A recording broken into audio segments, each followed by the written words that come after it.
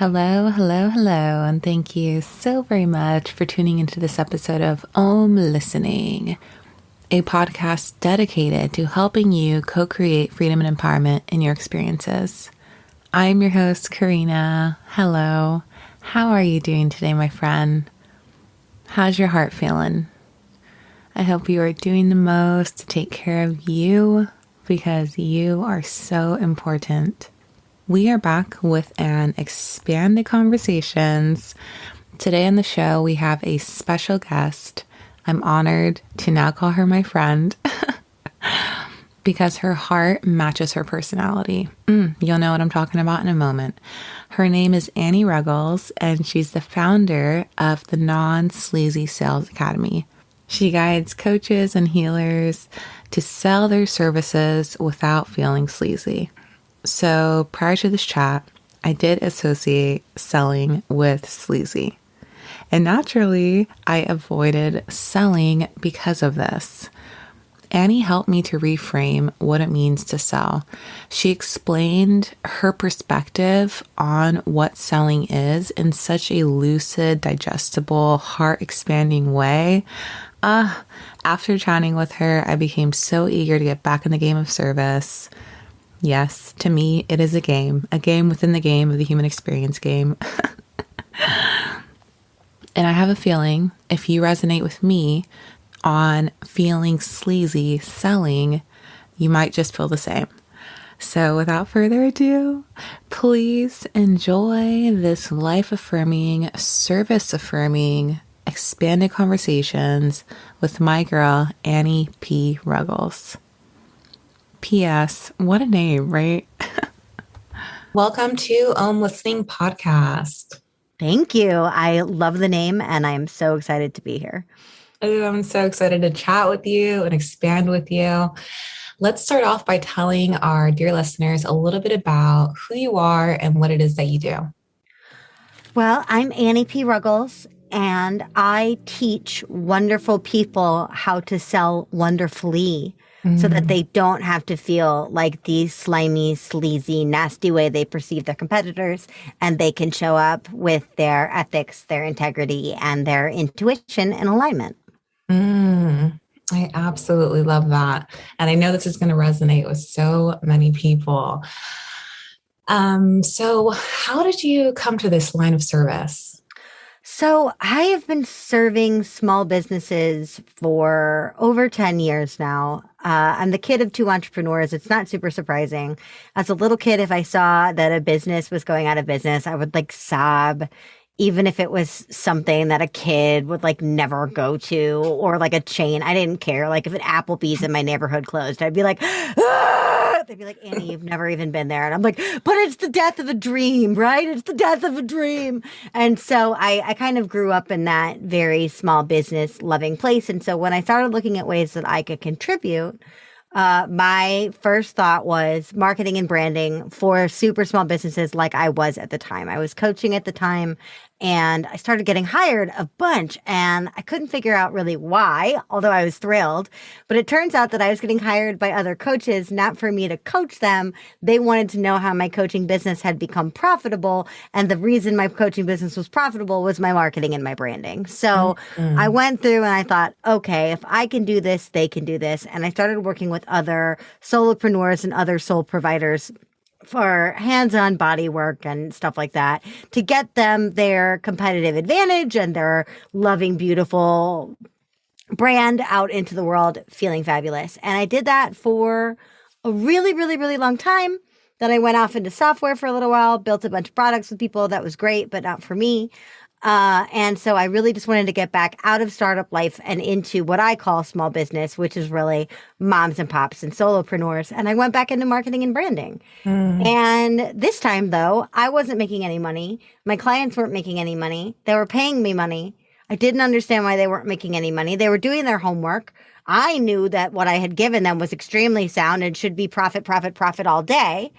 And I was looking at these people who are the most generous, the most beautiful people on earth. And I thought, why aren't they succeeding? And the answer is they weren't asking for the sale at all. They would market and market and market and market and market and then wait for the client to go, here's my credit card. That doesn't actually happen. So then I had to take an even further step back and go, why are none of my clients asking for money? Why are none of them actually selling? And then I realized they were modeling me. And that's how I came to become aware of my own, what I call sales avoidance, my own misconception of what selling is or who selling would require me to be that was keeping me from going that extra step. Once I figured that out in me, I wanted to help my clients figure it out. Once I started seeing all of us just exponentially explode our businesses through the art of asking, I knew that I had to let the marketing and branding stuff go. I'll always love it. But now I focus solely on sales because selling is what keeps businesses alive. So explain to me, because I don't think I quite know the difference between marketing and selling. Okay. So in a major corporation, you would have a marketing department and a sales department, and they're not the same, right? So marketing is basically like advertising is your interruption, right? Advertising is you're watching a TV show and a commercial comes on and interrupts your TV show to yell at you about something. Buy, buy, buy. That's advertising. Marketing is the building of brand identity and the building of brand awareness so that people know you exist. Your marketing are things like your social media, your email list, your online networking, your in-person networking. If you are a brick and mortar, your signage, word of mouth, all of that is marketing because we're saying, I am a business that exists in this world and I want the whole world or my section of it to be aware of me. Those are marketing activities. But sales is actually saying, now that I have marketed and you know that my company exists, and hopefully now that I've marketed and you know what kind of problems I solve and who I solve them for, are you interested in paying me for the fulfillment of those services? So selling, as I define it, is problem solving for money, right? The way that I've done this before is the Ghostbusters, right? Lots of people love the Ghostbusters. The Ghostbusters siren, which is so loud and blaring on the Ecto One, that's kind of advertising, right? Whether you like it or not, here it is. Yeah. But the actual car, the Ecto One, driving around with the big branding and the stuff and the who you gonna call and the music playing, that is marketing. The actual ghost busting, the actual let me come into your hotel and get all the ghosts out of it, that's sales.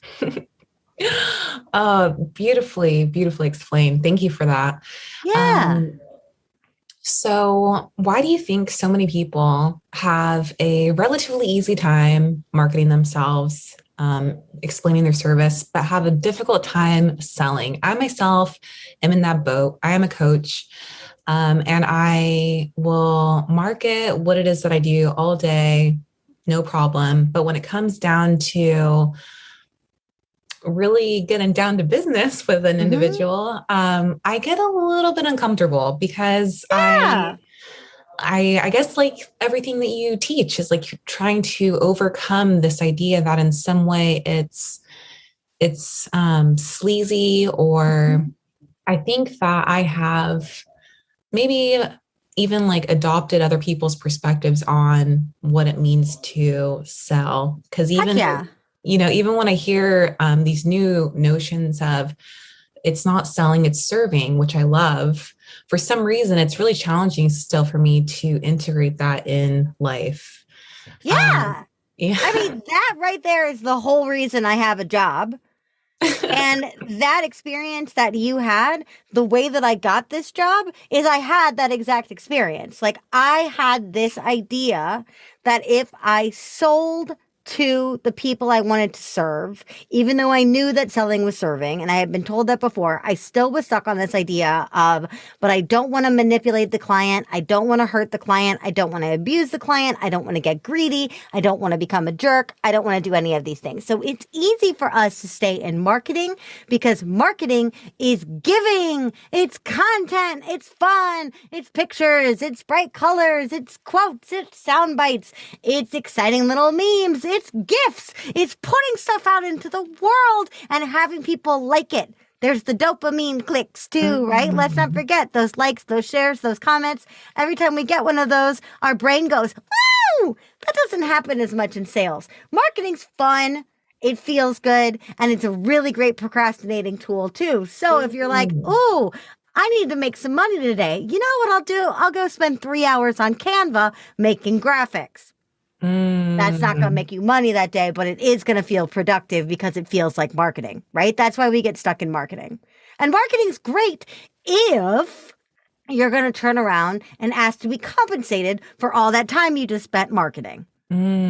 Right? But if we don't make that connect, we don't. Now, but here's the reason why, and I tested this with me and found this to be true. And I've tested this with a bunch of my clients, and maybe it'll be true for you too, because it seems like you and I have some similar thinking in this.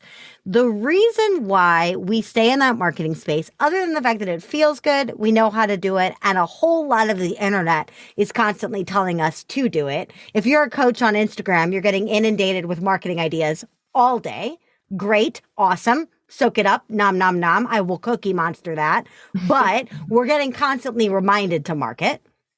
On the sales side, especially when you're dealing with heart-centered, highly intuitive HSPs, empaths, light workers, anybody in the giver space, whoever that may be, whether you're in corporate and you identify as a giver, or you're out on your own and you're, creating something from a God or universe given talent or gift, there's a preciousness to that work because we identify with the things that I call the proper nouns of entrepreneurship, right? The capital C calling, the capital P purpose, the capital P passion, right? This is my purpose. This is my quest. This is my, my reason for life. This is my why. All these things that we would capitalize if we were writing them out in copy, right? What's your why? Not small why. What's your big why?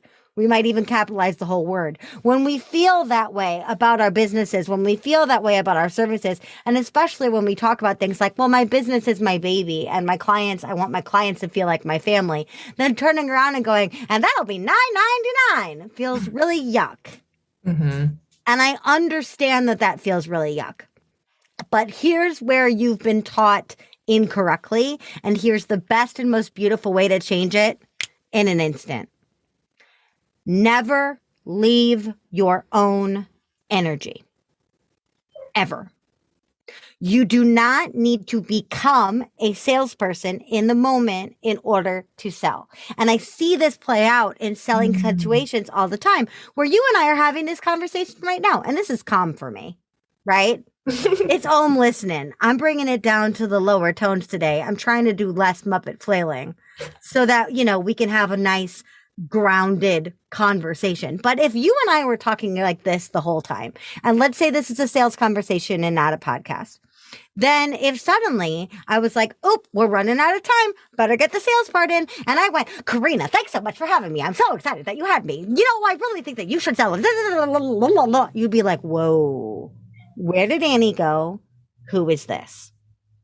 On the flip side, we see grounded people get way, way more animated than they need to be. We also see animated, super connected Muppet people remove all of their enthusiasm and passion from the sale. So they're vibing, they're connecting, they're up here feeling wonderful and feeling good. Then they got to start talking about money and they go, I understand you have many options when hiring a coach, and I'm so glad that you've decided to explore working with me. Same reaction in the prospect. They're like, who the heck is this?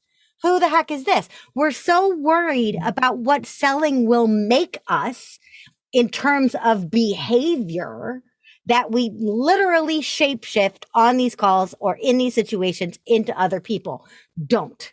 You are you. You are you when you market. You are you when you sell, and you are you when you serve. If you stay in your own energy, just your own energy. You don't even have to try to be authentic or transparent. Just try to talk like yourself. If you explain your benefits of your work from your heart, if you explain your rationale from your heart, then explain your pricing from your heart and handle objections from your heart. Stay in that same tone. When you feel disconnected, they'll feel disconnected. When you feel grounded, they will too. Mm. Just a moment to take all of that valuable information in. Yeah, you're right about that. When it comes down to the selling aspect, something does shift. I'm Mm-hmm. just speaking for myself, but I'm sure a lot of people can relate to me in this. And it's not intentional. Maybe sometimes it is intentional. We do shift a little bit to put on a more professional, if you will, Mm-hmm. demeanor. And that's so interesting too, because I never even consider that, your energy is being mirrored back to you. So when you're feeling disconnected from your truth, you're not being authentic, that energy is being picked up on and people can Mm-hmm. feel it and it's a turn off Heck naturally. yes. And this also happens a lot when, you mentioned how we have these reservations about selling. I call that sales trauma with a small t, or more often selling baggage. And one of the ways that we have all societally inherited this selling baggage is we have all been abused by salespeople. Every Mm. single person on this planet older than an hour has been abused by a salesperson. I don't know who's abusing the infants, but it's happening. Right? But like, if we exist on this earth and if we are aware of what's happening around us, we have been abused by salespeople. And as such, every time that happens, we add another line into our definition of what selling is, but we Mm. don't do that on the positives. So when we're sold to gorgeously by the barista who always remembers our order, by the childcare people, by the pediatricians who take such incredible care of our kids, by the travel agent who knows what you want before you even ask, by the teacher who gets your kid to do math, by the hairstylist who fixes your do-at-home dye and doesn't make you feel guilty or crappy about it. Whatever that is, whoever that is, we don't put those additions into the definition, but we do every time we've been lied to, manipulated, oversold, tricked, forced into something, weren't let out of something that we thought would be easier. We were any of those things every time we add a new line in our definition of sales. Great. You are creating a whole dictionary of what it means to be a sleazy salesperson. But the reason my company is called the Non-Sleazy Sales Academy is because everything that you have defined as selling is not really actually what selling is. Mm. It's not. What is required of selling is them understanding the problem you solve, who you solve it for, how you'd like to be compensated for that service, and how you're going to deliver that service. That's it. So all the arm twisting, the gimmicks, the tricks, the hurry up and buys that turns there, the webinars that are fake, but we pretend are live, all of that stuff, all of those gimmicks, none of that is required. And of course, you wouldn't want that to touch your business or your clients with a 10-foot pole. If you're like, I help women going through divorce, the last thing you want to do is narcissistically abuse the daylights out of them. My goodness. Of course, you wouldn't want to sell that way. But Mm. not selling to that woman going through divorce and saying, you know what, I'm just going to support her until I die. What actually happens is you support her until you exhaust yourself, burn out, come to resent that lovely person. And that lovely person is actually going to go off and pay someone who asked them to be paid. Mm. That's not good enough for our prospects and it's not good enough for our businesses. It's only through that ask point we can equalize energy in and energy out. That's Mm. all we're going for. The rest of it is just nastiness that you do not have to opt into. Does that make sense, Karina? It absolutely does. And, I just got a visual in my head of when you said, well, when it gets reciprocated back to us, when we actually make the connection to be of service in a selling way versus simply marketing. This makes sense now. I see myself included, but a lot of my friends who are coaches burn out because Mm-hmm. I think a lot of it has to do with the fact that we're solely putting out, giving, marketing, but we're not necessarily receiving the energy back in return that what we're doing is of purpose, of service. It's Mm-hmm. resonating, because I think without having the actual sales, there's a lack of confirmation there, maybe even on Mm-hmm. a subconscious level, right? Fascinating. That was beautiful. Thank you for that. Oh, you're so welcome. I mean, here's the thing. Giving without boundary is not a victimless crime. You are the victim in that crime. Mm. And that's not just marketing or sales or anything. That's life, right? If you're over giving, that is a one-way ticket to burnout for you in anything, in relationships, in parenting. I'm not a parent, but I've seen my friends burn themselves out. I've seen my own parents burn themselves out. It's when they're over giving without boundary. But when you tie that to your bottom line and your financial stability, it gets even more so. Right. And I'm not saying pull back on giving. Absolutely not. But I'm saying make sure that you're being compensated for that giving whenever possible, and make sure that you're freely, gladly, and gratefully receiving from that giving whenever possible, so that you can equalize energy in, energy out, and feed yourself energetically and physically. Yeah. Right. Because testimonials are not going to put food on my table. Yeah. I need them to grow my business. They feel absolutely wonderful, but I don't think Chase Bank is going to accept word of mouth as a mortgage payment. They're not, right? But there are so many people, and I mentioned them a little while ago. There are so many people in my life that I gladly pay. My question to your listeners and to you and to me every single day is, why am I not worthy to be that person? Because if I'm not selling, I'm saying I will never be the person that someone else is delighted to pay. And I call BS on that. And I think if you're listening to Om Listening and you're doing this kind of work in the world, you are the kind of person who should be profiting in this world because of the value you provide. You should be able to compete with the people who care about your prospects less than you. Oh man, I see why it is you do what you do. You are incredibly talented and Thank gifted. you. The way that you think is very inspiring. Going back to something that you had just mentioned about how we are constantly adding things to our file of what a salesperson represents when we have bad experiences with people, but we often do not do the same when we have good experiences with people, salespeople. Why do you think that is? On our best days, a lot of us don't have to question whether or not we're good people. And so we don't necessarily need to model what good peopling looks like. Even if we have imposter syndrome from day to day, even if we have doubts, even if we screw up, even if we do something out of our integrity that really, really stings, I think most of us feel like we have this life thing decently figured out in the how to be a good person department. But also, trauma is resonant. So when these things happen, it jars your system. It stays in your memory. We have a tendency to fixate on negativity. That's just how we're wired. But I think one thing that we do look for is, well, I will be successful and I will be a good person as long as I never do that. So we point out the sin, but we don't necessarily point out the gift. And that's just because I feel like we are trying to make sure that we stay in a lane.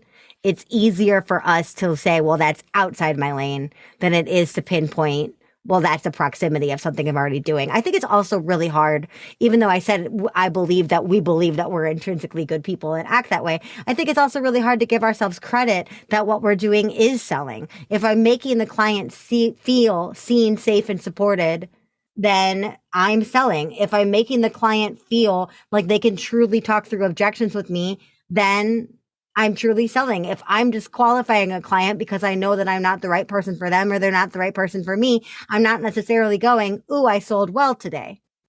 But we may go, well, at least I didn't make up a bunch of fake scarcity. At least I didn't make up a bunch of fake urgency. At least I didn't say there were 6 spots when there were really 60. At least I didn't say you only had 5 minutes because I made that up. At least I didn't say buy one, get one free and then take it back.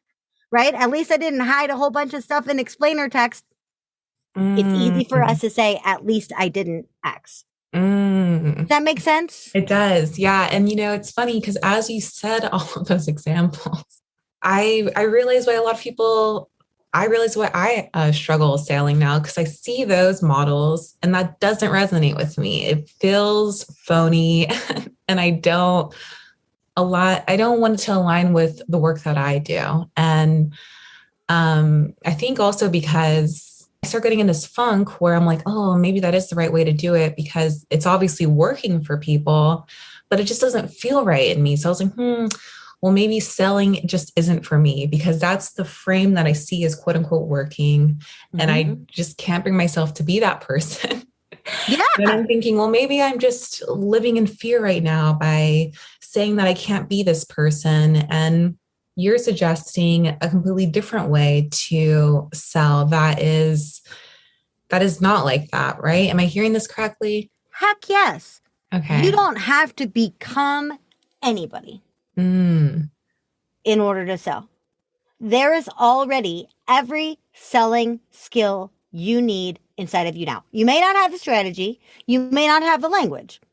That's what people like me exist for. And I'm not the only one. There are a couple of us out here trying to teach the right way to do this, right? But instead, it's that idea of in order to become a salesperson, you don't have to become anything mm, other than, if you want to say mindset work, like become your bravest, boldest, most authentic, self-loving self. Sure, sure, sure, sure. Do your mindset work, take care of your inner life. All of that is relevant and relative, right? But when it comes to who we are when we sell, I sell in this exact voice.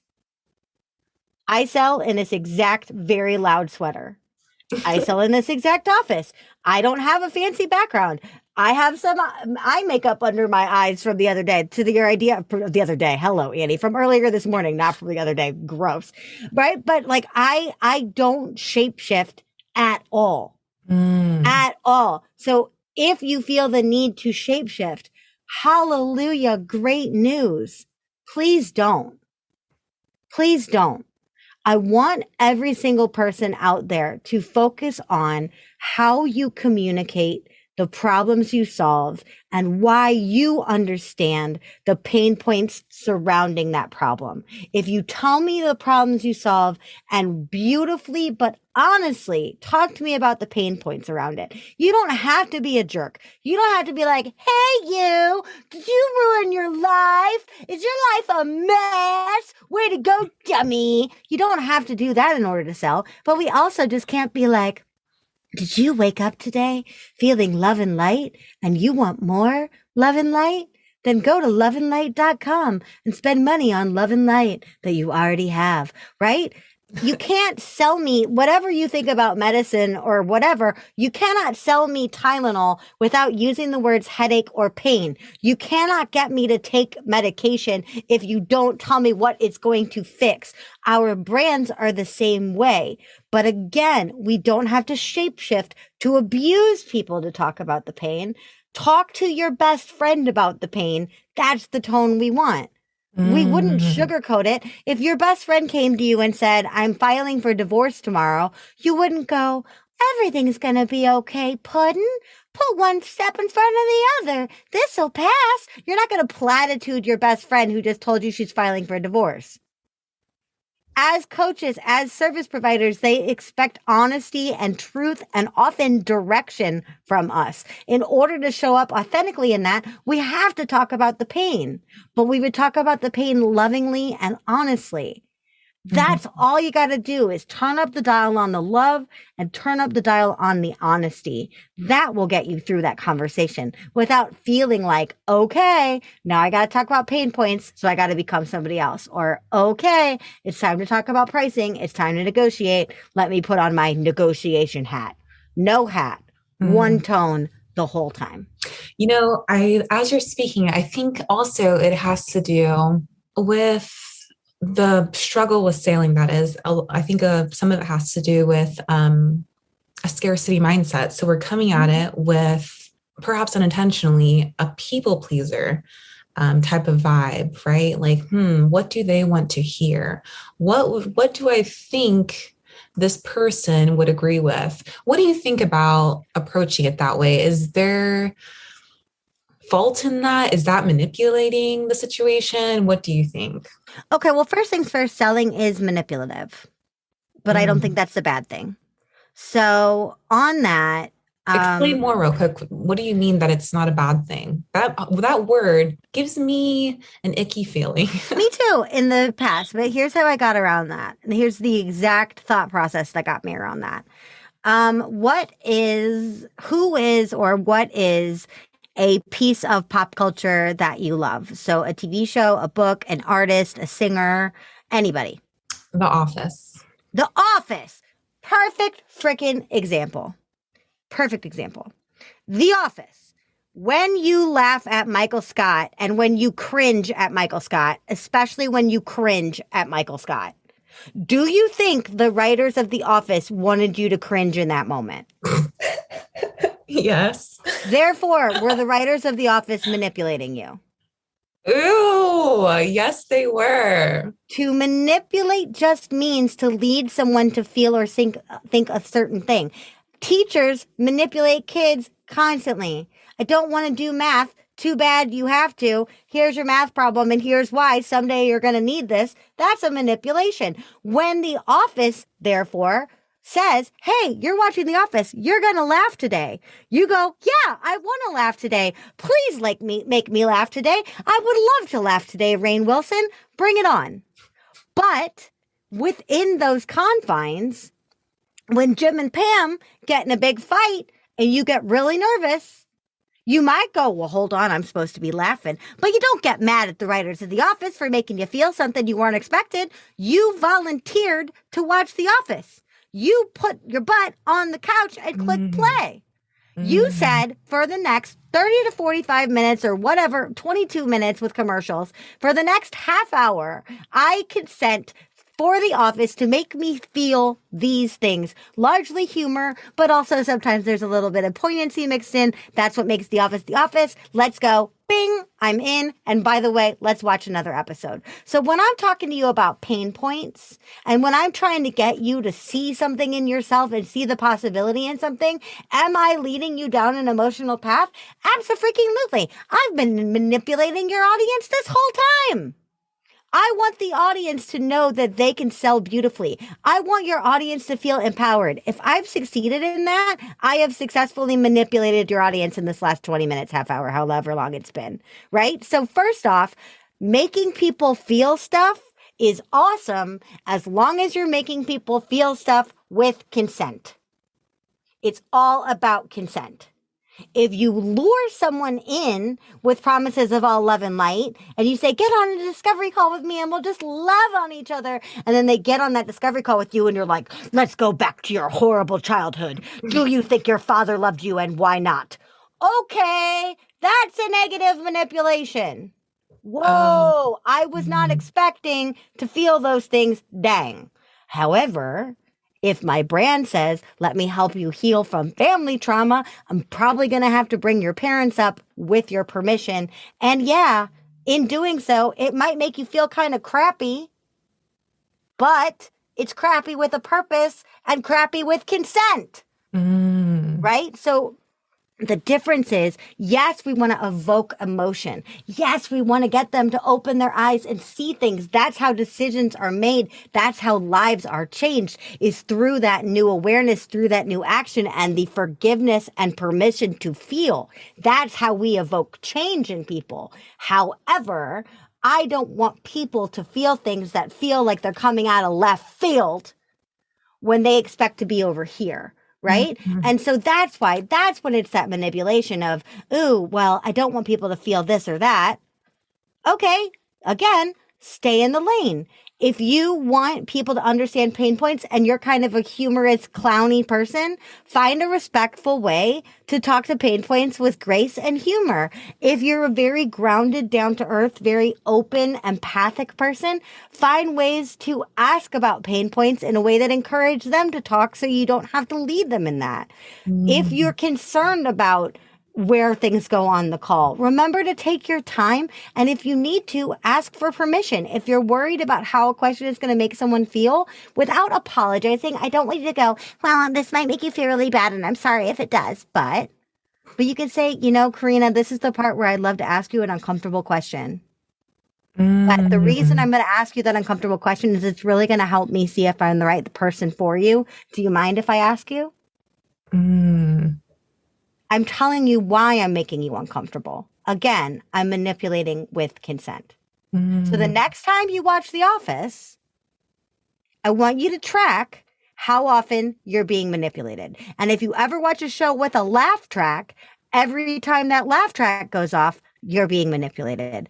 But notice that each and every time you are experiencing emotion and you are benefiting from that experience because it was as designed. Make sense? It does. Oh man, that was, thank you. Thank you so very much for that. That was such an incredibly powerful reframe for me. Um, Beautiful. Absolutely beautiful. I'm so glad. It's the one I had to do myself. And The Office is such a perfect example. And for folks who don't watch it, Steve Carell is masterful in his ability to make you want to pull your hair out, laugh your butt off, stab him and hug him at the same time. So Steve Carell is such a masterful manipulator, and The Office is so well written that he can make you feel four emotions at once. Mm-hmm. And we love him for it, and we love the show for it. Absolutely. I'm just asking you to be brave enough to lead people where they need to go emotionally, but never without their consent. Beautiful, beautiful advice. So I'm going to ask you a few questions and pick your brain a little further. Great.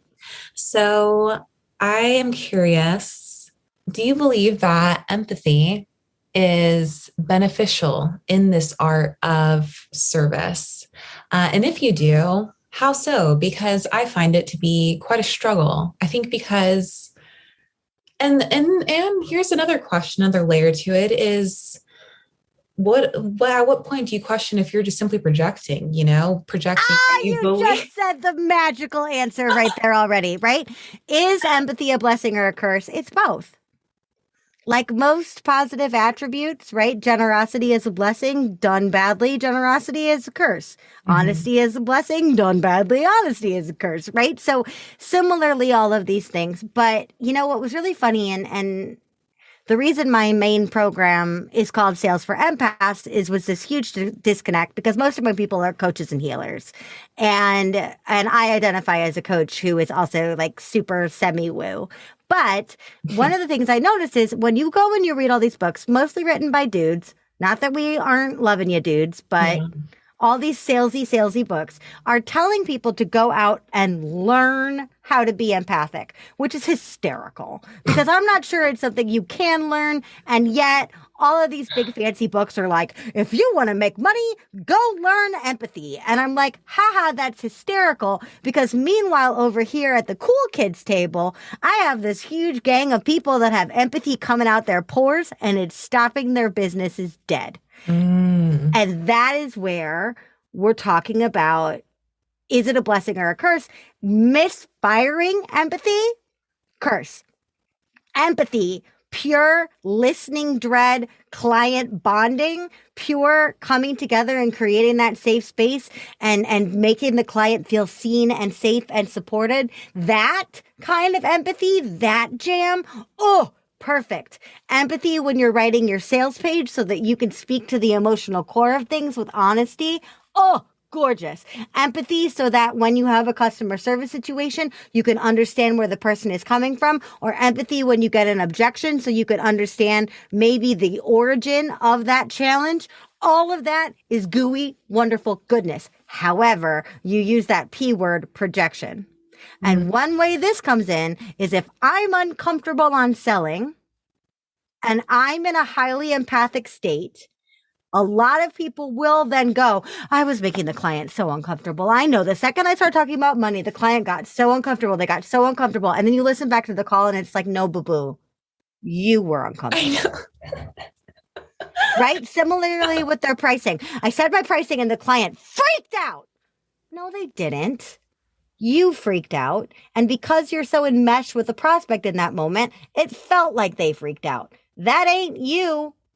I mean, that is you. That ain't them. That ain't them. That's you, baby. That's you. So that's one of the areas where it's really, really challenging. Another area specifically where empathy is challenging is pricing. Empaths have a tendency, and if you don't identify as an empath, that's fine. But people that are empathic or prioritize thinking and feeling with others in their lives. Struggle with pricing because we have a tendency then to sell from our own wallet. And that's another area where we project. So we go, this person, they seem like they're really struggling, and I feel that struggle really deep in my heart, and I don't want to sell to them when they're struggling. Ouch. I don't want to make them feel pain. You know what? I'm going to pull back from the pain point altogether because I don't want to feel that, and I don't want to make them feel pain. And if they feel pain, then I'll feel pain, and ew, pain. So you know what? Also on pricing, since we didn't really talk about the problem, it doesn't really make sense on the pricing. And plus, like, they're struggling. I can't charge someone who's struggling. It's $2,000, but they're having a bad day. So you know what? How about $200? Wait, but I wouldn't pay $200 for this service right now. So how about $99? Could I afford $99? Okay, how about payment plans? And then your $2,000 offer goes to 2-year-long payments of $49. That again is your misfiring empathy. That is you putting your wallet in your client's hands. That is not their reality. That is you superimposing your reality. So important for understanding the emotional life, the need, the problem. Yes, yes, yes, yes, yes. But when it comes to the actual mechanics of selling and delivery, and especially of pricing, remember, you are not your prospect. You are a business. Beautiful. Everything that you're saying is just expanding me in so many ways. I'm so glad. What a wonderful grateful. compliment. I am grateful to be getting to expand with you today. So let's just touch back on the selling or the pricing briefly again. How do people overcome their fear of asking for a larger number? How does one go about navigating that when they feel this pull to help more people at a lower price point, but still honor the fact that they know it is worth more? Don't focus on affordability. Focus on accessibility. And this is something that I did dead wrong back when I was in sales avoidance that almost put me out of business a million times. Like, I always aimed to be the bargain basement because I wanted to be in the most hands and I wanted to help the most people. And so what I would do is I would take a $2,000 product and I would sell it for like 50 cents. Gross. Obviously, those are gross exaggerations, but that's what I would do because I'm like, if I price it really cheap, all right, but we're going to do another reverse interview. Karina, what's your favorite food? I really enjoy Mediterranean food. Okay. Are you a meat eater or no? No meat. No meat, but just like, let's say, what of Mediterranean food, like, do you like eggplant? I do. I love eggplant. All right. So I am making a birthday dinner for you. Mediterranean feast, no meat. And I get to go because I live in Chicago next to a fabulous multi-ethnic grocery store. I get to go and buy all the right spices and all the right things. But I go finally, and the crowning thing, I'm making this like gorgeous eggplant with this beautiful stew all around it. It's going to be insane. But the eggplant is the crowning dish. And eggplant in Chicago in winter, it's pretty expensive. So I'm like, listen, it's all right. I've budgeted for this. So I go up and I see 2 seemingly identical eggplants. This eggplant right here is big, beautiful honker, and it's got a price tag on it, and it says $4.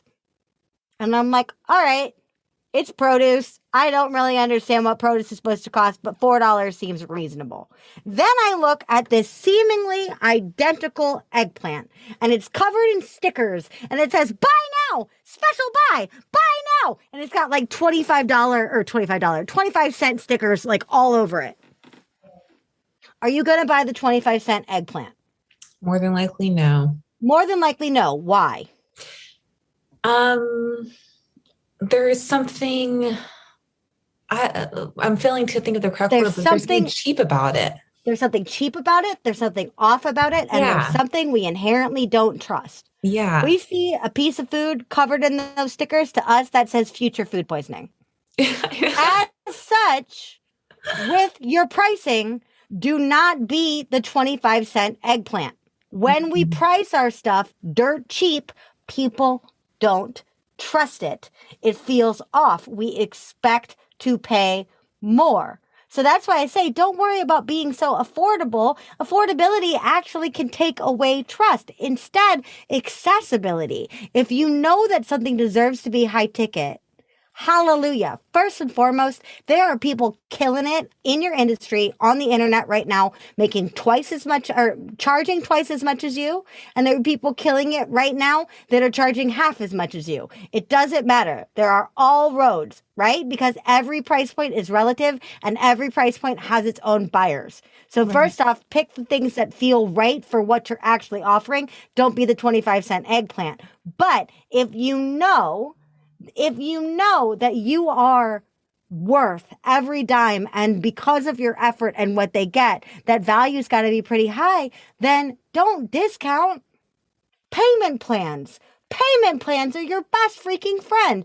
If they can't afford $2,000 in a giant chunk, you could cut that into monthly payments of $20. You can do whatever you want. It's your business. But rather than you give a $2,000 product for $200, why couldn't you break it into $200 payments and then make sure you're nurturing the person to make sure all those payments are paid? Accessibility over affordability.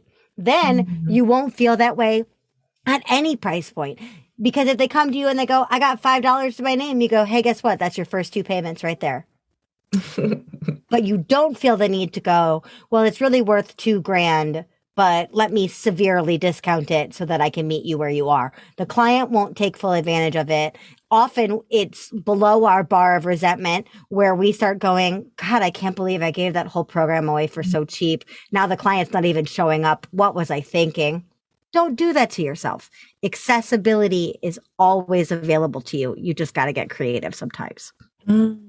So much of what you're saying and I'm taking away is the importance of reframing what it means to you to have your own business, because there is ways that are proven to work, of course, but those aren't the only ways, right? Like there's ways that are unique to you that are going to, like you said, like maybe just yet you don't have the right dialogue for how to sell the services that you have, but you will in time, the more that you practice just honing in on your unique sauce. Yes. So how does one go about finding and discovering their unique sauce? Or is it already within you? Just a matter of honoring that. You got the sauce already. Okay.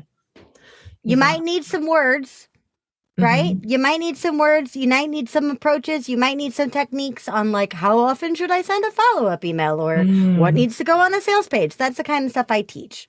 But I can't teach the sauce. Right. The great thing is you already got the same sauce. It's the same sauce you've been stewing in since birth. And especially if you're showing up as a heart-centered business owner, you are already pouring so much of you into this work. Honor that by doubling down on it and not changing the sauce. Right? You already have it. You don't need to add anything to the sauce. What you do have to do is plate it for people and get them to eat it. Yes. And you know how you do that? You say, here, I made it for you. Would you like some? And then you give it to them. And then, heaven forbid, after they eat it and love it, you give them a bill. Like at any other restaurant. Oh, man, you break this down in such a easy to understand way that just makes sense. It just makes sense. Everything that you're saying is like, why didn't I think of that? Because it seems rather obvious. Yes. And yet I think a lot of people just overcomplicate it, myself included. My gosh, we overcomplicate it to death. And here's the thing, like, yes, all of this feels really simplistic, but if this is kind of hitting you like a truck out there, listeners, please don't feel judged. It hit me like a truck, like crazy. And all I'm telling you is the platitudes of self-help. Be you, be generous, be consistent, show up, do your best. Okay, I'm a walking self-help book. But we do overcomplicate things when we put this business layer on them because we can't tell where our heart stops and where our business begins. And in some ways, that's really gorgeous. But there are times when our hearts will mislead us and we need to come in and go, you know what? I have to include myself in my own success. And that's what makes this a business and not a charitable work. Beautiful. Absolutely beautiful. I have a few last questions. Again, I just want to thank you for your time. You have shed so much wisdom, so much life affirming wisdom on my life, on everyone's life who is listening. I am just so excited and thrilled to put this out into the world because I know it's going to help so many people. I'm so glad. I'm so glad because I was right there with you. Right? I was right freaking there. And now I get to just do this all day, every day. And I'm just blessed beyond measure that I get to lift this veil for people because it's important and your dreams are important and your dreams are worth charging for. Yeah. Yeah. So my last questions would be, what is your advice for people who are taking all this in? It's really resonating. They're feeling really inspired. But as soon as they go back into the world, go on their computer to start taking action, those voices that start to come up again. Maybe you're not doing it right. Do you really know what you're doing? What advice do you have for people in those moments? What advice do I have for people in those moments? Remember, it's not about you. If you're letting anxiety separate you from the client, you're allowing your own emotions to keep someone else from getting what they need from you. And so even though your business is of you and all the beautiful things that make you you, at the end of the day, their transformation and what you provide is not about you. It's about them. So try to pull on your natural selflessness and try to pull on your natural care bear loving nature. And remember that you're showing up for them. And if you're in a situation, maybe you're not face to face with a client, but you can think of someone that you've helped in that moment, then what you can say very simply is for and the name of that person. Or if you are in a selling situation and you start to feel yourself drift, especially if you're on godforsaken Zoom, which I love you, Zoom, but whew, I know. If you're on Zoom, stop, take a breath, make eye contact to the best of your ability with your client. And in your head, remember, I am here for Karina. I am here for Karina's listeners. I am not here for me. If I'm starting to get nervous, remember, it's about them. It's not about me. I can do anything to show up for y'all. Then after, once I get through it, remember to stop, celebrate, and show self-appreciation, right? I showed up for someone else today, and that makes me a shower-upper. I showed up for someone else today, and that makes me a giver. I showed up and sold today and got rejected, and that makes me resilient. I show up and sold today and got it, and that makes me successful. I show up today and I put myself out there, and that makes me brave, and that makes me proud of myself. Whatever it may be, it can be about you after in the form of celebration. But in the meantime, when you show up, remember, whether you're at your computer checking your email or you're going on YouTube Live or you're networking, it's not about you. You are such a treat to this world. Aww! Oh, what a wonderful thing to say. Wow! I'm getting emotional. Everything that you say is just so heartwarming and beautiful. And I promise it's all true. It's all true. I believe it. To the people who cannot see you, if they can only see this video of you, it's just, I'm getting emotional watching you because you can feel and see the passion exude from you, the care exude from you. And it's freaking epic. And I love it. Aww. And I'm just so grateful for your time again. Thank you. Thank you for this space, and thank you so much for that unbelievably affirming, gorgeous compliment. I'm like going to cry about that later. In a good way. Good cry. Yeah. So my last question would be, where can our listeners stay in contact with you, keep up with you?